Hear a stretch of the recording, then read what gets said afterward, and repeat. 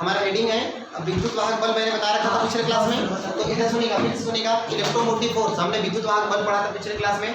विद्युत वाहक बल क्या होता है, नाम से तो पता चल रहा है कि वो विद्युत वाहक बल एक बल है, परंतु वो बल नहीं होता। या तो कहिए वो कार्य है या तो फिर कहिए ऊर्जा है, व्यय ऊर्जा। ओके, तो विद्युत वाहक बल वह व्यय ऊर्जा है जो एकांक आवेश को संपूर्ण परिपथ में भेजने में व्यय होता है। या तो कह दीजिए यह वह किया गया कार्य है जो एक कूलाम आवेश कह सकते हैं, परिभाषा दे रहे हैं इसलिए, जो एकांक आवेश को संपूर्ण परिपथ में भेजने में किया गया होता है। नहीं, कार्य कहेंगे तो किया गया होता है, ठीक है ना। इसको ई से दिखाते हैं, चाहे स्टाइलिश वाला ई दिखाइए, चाहे स्टाइलिश से दिखाइए, ठीक है ना, वो आपके ऊपर डिपेंड करता है क्या लिखना चाहते हैं। अब इसके बाद हेडिंग हमारा साथ आंतरिक प्रतिरोध था, आंतरिक प्रतिरोध था। अच्छा, हेडिंग है आंतरिक प्रतिरोध, आंतरिक प्रतिरोध, आंतरिक प्रतिरोध, इंटरनल रेजिस्टेंस।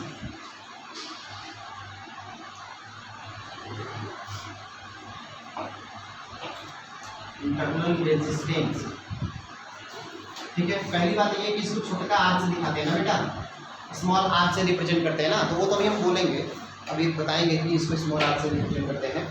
सुनिए, आंतरिक प्रतिरोध होता क्या है, किसी विद्युत अपघट्य विलयन में, मतलब इलेक्ट्रोलिटिक सोल्यूशन में ना, जैसे आप बताइएगा, अगर आप यहाँ पे एक बैटरी बनाते हैं, जो हमारे इन्वर्टर वगैरह की बैटरी होती है ना, उसमें एक विद्युत अपघट्य पदार्थ होता है, यहाँ इलेक्ट्रोलिटिक सोल्यूशन होता है, अरे HCl H2SO4 होता है ना, तो वो HCl या H2SO4 है तो H2 double plus SO4 double minus break करेगा आयन में, तो HCl अगर है तो H plus HCl minus ion है ना।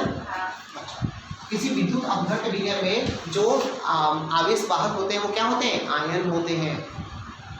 किसी विद्युत अपघट्य वाले पदार्थ में, इलेक्ट्रोलिटिक सोल्यूशन में जो आवेश वाहक होते हैं वो क्या होते हैं, आयन्स होते हैं। ऐसे हम क्या पढ़ रहे थे, इलेक्ट्रॉन प्रोटॉन ना, इलेक्ट्रॉन प्रोटॉन होते हैं आवेश ना। लेकिन यहाँ पर जो हम पढ़ रहे थे, अभी थर्ड चैप्टर पढ़ रहे हैं, इसमें प्रोटॉन का कहीं जिक्र नहीं किए होंगे।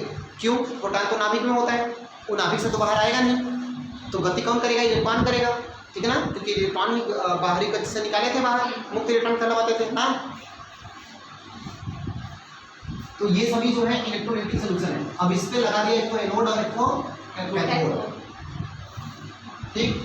जब इसको एनोड होता है निगेटिव और कैथोड होता है पॉजिटिव, ठीक है ना, वो चार्ज होने के बाद पॉजिटिव निगेटिव ना, तो एनोड निगेटिव कैरेक्टर का होता है और पहले से, और कैथोड कैसा होता है, पॉजिटिव कैरेक्टर का।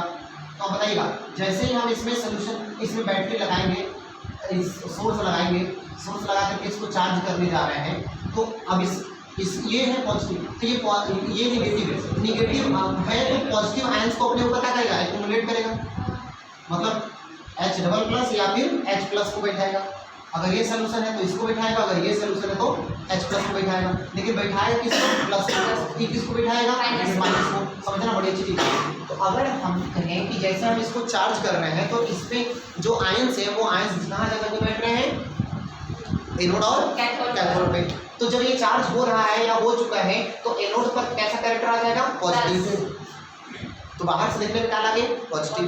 जैसे ये बाहर से देखने पे कैसा मार्कर है, तो कैसा मार्कर है, ब्लैक की ब्लू, अरे ठीक है, मतलब अरे भाई ईच कलर की बात कर रहे हैं, तो मत कहिए कि वाइट कलरफुल है, वाइट चलेगा, वाइट बोर्ड का मार्कर वाइट चलेगा। तो ये ब्लैक कलर का मार्कर, मतलब यहाँ से देखेंगे हम तो ये जनरली ब्लैक कलर का है, ब्लू वाले का ये ब्लू होता है, ग्रीन वाले ग्रीन, रेड वाले का रेड। देखा कि नहीं, नहीं देखे, कोई बात नहीं, ये बच्ची हमारी ना मार्कर नहीं लिखी है ना, तो ये सुना, तो ये ब्लैक मार्कर है ना, जनरली अभी तो ये ब्लैक चलता है, ऐसा ये इंडिकेट कर रहा है। लेकिन हम इसके अंदर इंक पूरा ब्लू लगाए रहे तब तो ब्लू चलेगा। तो इसका फिजिकल अपीयरेंस तो कैसा दिख रहा है, लेकिन चलेगा कैसा है, वास्तविकता ब्लू। तो इसका वास्तविकता है कि एनोड होता है निगेटिव, लेकिन कैरेक्टर बाद में कैसा गेन कर जाता है, पॉजिटिव, ठीक है, ओरिजिन है। अब यहाँ सुनिए इधर, तो इस पर पॉजिटिव कैरेक्टर, इस पर पॉजिटिव एक्यूमुलेट होते जा रहे हैं, एक्यूमुलेटर संचित होने जा रहे हैं, इस पर पॉजिटिव संचित होते जा रहे हैं, और इस पर निगेटिव चार्जेस जब इसको चार्ज कर रहे हैं। बताइएगा, इस पे पहले एक को प्लस आया होगा, फिर 2 ठो, फिर 4 ठो, 6 ठो, ऐसे ना, ऐसे इस पर माइनस बढ़ता गया होगा।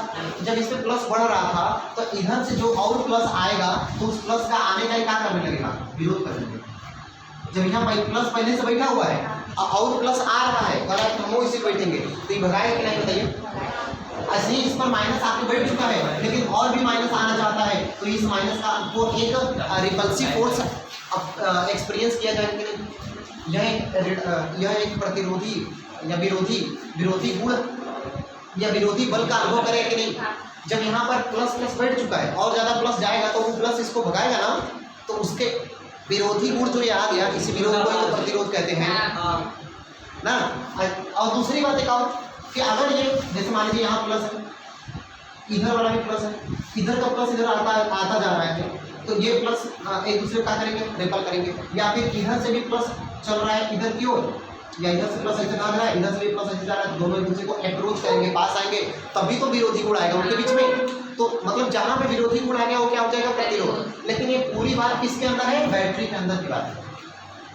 ये पूरा कहाँ हो रहा है, बैटरी के अंदर हो रहा है। तो ये बैटरी के अंदर का प्रतिरोध इसका नाम होता है आंतरिक प्रतिरोध। इसलिए आप कोई भी बैटरी हो, सेल हो, कुछ भी होता है, उसका अपना खुद का प्रतिरोध होता ही होता है, शून्य नहीं कर सकते आप। एक बात और बताइएगा, जितना ज़्यादा इसके बीच की दूरी रहेगी उतना ही ज़्यादा चार्जेस को आने जाने में और ज़्यादा ऊर्जा खर्च करनी पड़ेगी या और ज़्यादा विरोधाभास अनुभव किया जाएगा, इसलिए इसका प्रतिरोध और ज़्यादा बढ़ जाएगा। इसलिए इस प्लस माइनस को जनरली हम लोग पास रखने की कोशिश करते हैं, ठीक है ना। तो बैटरी वैटरी आपके घर पे होगा ना तो देखेंगे तो सामान्यतः प्लस या रेड वाला इधर और ग्रीन या काला वाला इधर बगलिया में रहता है सामान्यतः। ये नहीं कि प्लस वाला यहाँ माइनस वाला एकदम दूर किनारे पर, नहीं समझे बेटा। अगर बैटरी देखे है ना, बैटरी इन्वर्टर वगैरह देखे हैं ना, तो उसमें इतना बड़ा बैटरी है तो उसमें प्लस यहाँ माइनस यहाँ रहता है।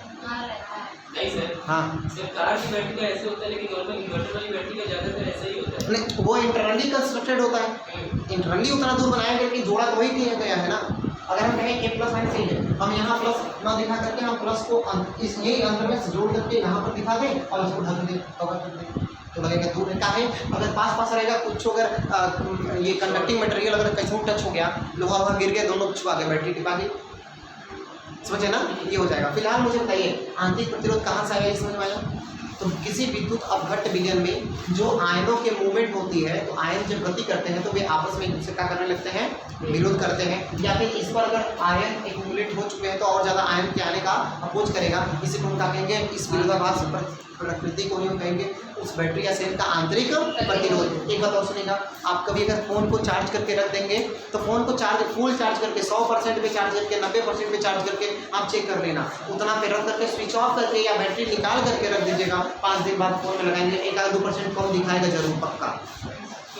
या तो मोबाइल को स्विच ऑफ करके रख दीजिएगा, जितना चार्ज किए हैं दोबारा खोलेंगे तो कुछ न कुछ कम हो ही जाएगा, ठीक है ना। अब एक संजीव प्रोसेस करने में चला गया कुछ बंद होने चालू होने में। हाँ ये भी सही बात है, सही बात है, लेकिन सुनना, तो वही मैं कह रहा हूँ कि कीपैड वाला जो फ़ोन होता था, जो कीपैड वाला फ़ोन होता था, उस कीपैड वाले फ़ोन में हालांकि परसेंटेज नहीं दिखाता है, एक ऐसे कुत्ते नंबर का दिखाता है ना, ऐसे नहीं दिखाता है ना, ऐसे ना।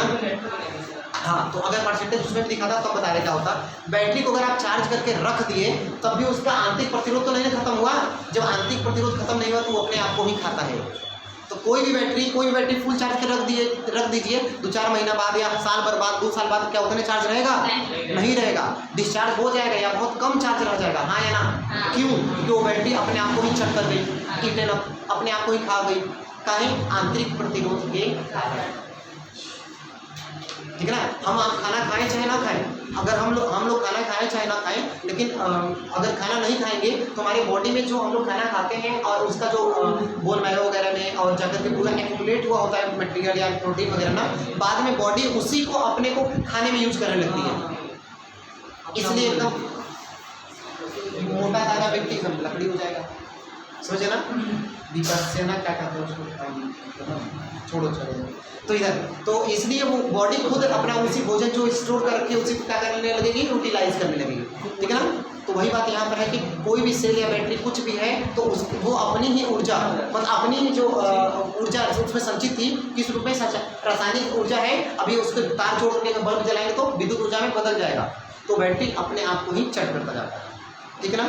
तो अगर उस बैटरी को आप ना किसी भी तरह से एट एनी हाउ का स्मूथ रख दीजिए। अगर ऐसे ही बैटरी को चार्ज करके खुले में से छोड़ देंगे ना तब वो डिस्चार्ज होगा। है आयन से एयर में गैसेस वगैरह जो है ना वो आकर किससे टकराएंगे, कोलाइड करेंगे, तो इससे कुछ इलेक्ट्रॉन लेके भाग जाएंगे, इसका आवेश लेके भाग जाएंगे, इसे कोलाइज कर दिए। आप इनके सर्ची उसको पन्नी में बांध के पैक करके रख दिए तो उसका आंतरिक प्रतिरोध को तो नहीं ना खा गए, छोटा प्रतिरोध आंतरिक प्रतिरोध को नहीं ना हटा दिए, तो आंतरिक प्रतिरोध तभी बैटरी को खाएगा।